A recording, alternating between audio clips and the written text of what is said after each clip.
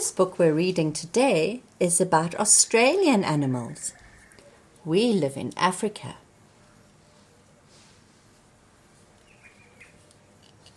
Here is Australia.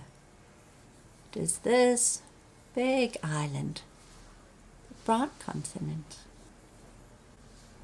Let's see what we can read about these animals. Australian animals, parents and babies. A chat feeds grubs to its hungry chicks. A baby plains mouse snuggles underneath its mother. Mother dolphin swims with her baby.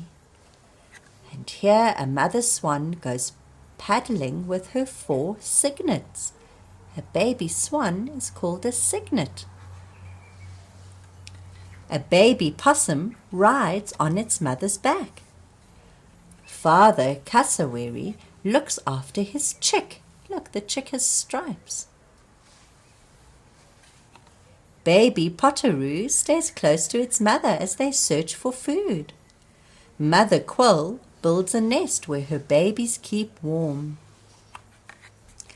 The wallaby joey has just left his mother's pouch.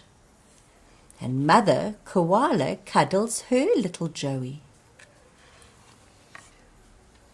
Mother whistling duck takes her ducklings to the river.